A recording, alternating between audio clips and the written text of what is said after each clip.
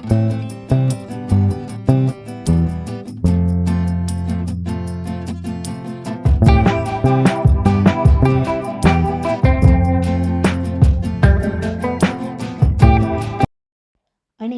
வணக்கம். இன்று நாங்கள் les pronoms அதாவது பிரதிப்பெயர் சொற்கள் on i என்பவற்றை பற்றி இங்கு பார்க்க போகின்றோம். அதாவது இந்த on i என்பவை ஒரு வாக்கியத்திலே பெயர்ச்சொல் மீண்டும் மீண்டும் பயன்படுத்துவதை தவிர்ப்பதற்காக பயன்படுத்தப்படும். ஓர் எடுத்துக்காட்டுடன் இதனை தெளிவாக விளங்கிக் கொள்வோம். எஸ்கு டுவு உன்டாஸ்து தே, உனக்கு ஒரு கோப்பை தேநீர் வேண்டுமா? இதற்கான பதிலாக வி ஜெவு உன்டாஸ்து தே, ஆம் எனக்கு ஒரு கோப்பை தேநீர் வேண்டும் என குறிப்பிடலாம். ஆனால் இங்கு கவனித்தீர்களானால் இங்கு துதே என்பது 2 தடவை பயன்படுத்தப்பட்டிருக்கின்றது. எனவே அதனை தவிர்ப்பதற்காக நாம் je vous என பயன்படுத்துகிறோம். ஆம் எனக்கு அது வேண்டும். ஆகவே இங்கு பெயர்ச்சொல் தவிர்ப்பதற்கு இங்கு on என்கின்ற ப்ரோனோமை நாம் பயன்படுத்தி இருக்கின்றோம். அடுத்து நாம் o எனப்படுகின்ற ப்ரோனோமானது எங்கு எவ்வாறு பயன்படுத்தப்பட வேண்டும் என்பதனை பார்ப்போம். இந்த ஆனது வெர்புக்கு முன்னால், அதாவது வினைச்சொற்களுக்கு முன்னால் பயன்படுத்தப்படும். இது து அறிமுகம் செய்யப்படுகின்ற வாக்கியத்தில் பயன்படுத்தப்படுகின்றது. அதாவது து என்கின்ற பொழுது அங்கு டு, தே, துலா, து, எல், அஃபோஸ்டோஃப் என்பவற்றிற்கும் பயன்படுத்தப்படும். எடுத்துக்காட்டு 1. Vous rêvez de vos prochaines vacances? உங்கள் அடுத்த விடுமுறையை நீங்கள் கனவு காண்கிறீர்களா? Oui, j'en rêve. ஆம் நான் அதை கனவு காண்கிறேன்.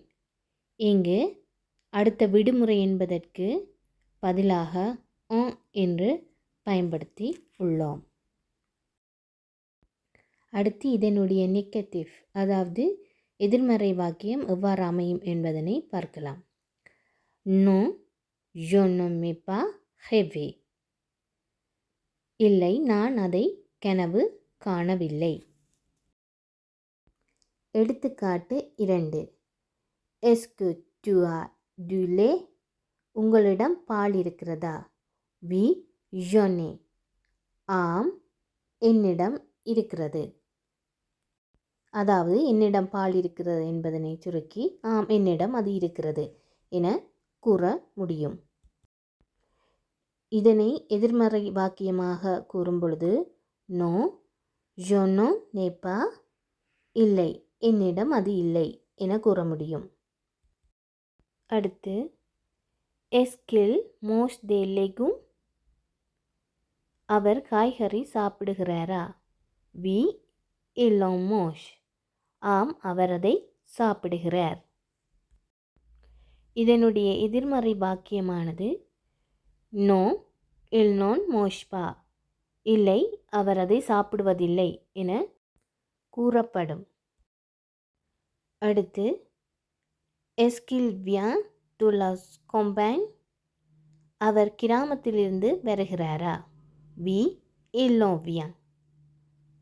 ஆம் அவர் அங்கிருந்துதான் வருகிறார்.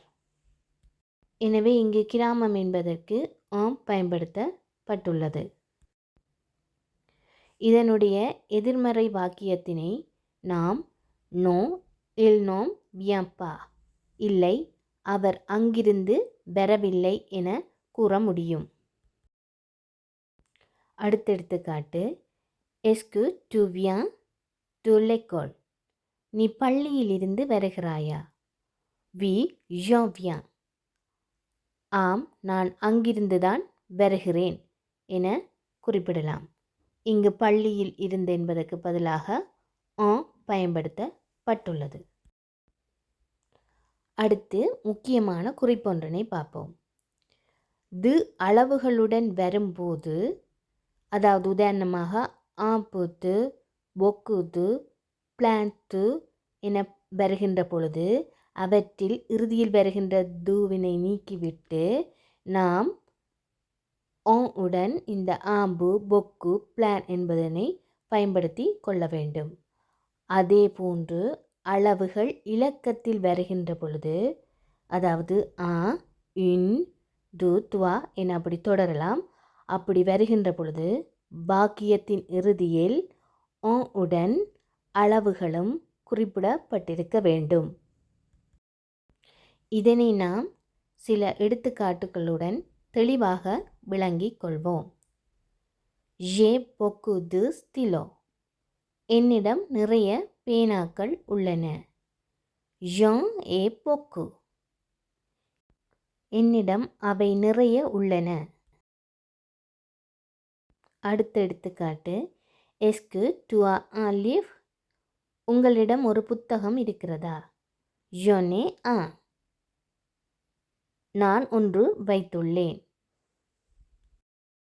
இங்கு ஆனை நீக்கிவிட்டு ஜே ஆன் அல்லது ஆனை நீக்கிவிட்டு ஜொனே எனவும் கூற முடியாது. அது தவறான வாக்கிய அமைப்பாகும். இங்கு என்பதுடன் கட்டாயமாக இலக்கத்தில் குறிப்பிடப்பட்டிருக்கின்ற அளவும் குறிப்பிடப்பட்டிருக்க வேண்டும். மேலும் இரு எடுத்துக்காட்டுகள்.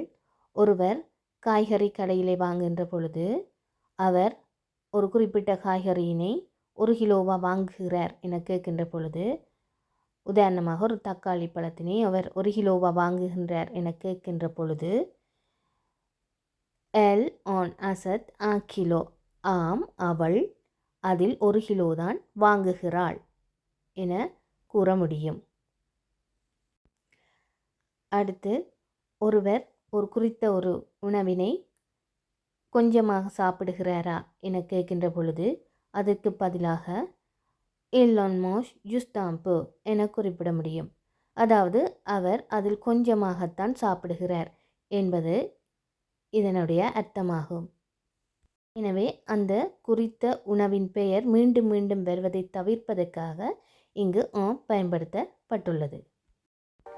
எனவே உங்களுக்கு எனப்படுகின்ற ப்ரொனோமானது எங்கு பயன்படுத்தப்பட வேண்டும் என்று பற்றிய ஒரு விளக்கம் கிடைத்திருக்கும் என நம்புகின்றேன். அடுத்த வீடியோவில் எங்கு பயன்படுத்தப்பட வேண்டும் என்பது பற்றிய உதாரணங்களுடன் விளக்கங்களும் தரப்படும். இக்காணொலியானது நீண்ட அதிக நேரம் எடுப்பதனால் அடுத்த காணொலியில் பற்றிய விளக்கத்தினை உதாரணங்களுடன் உங்களுக்கு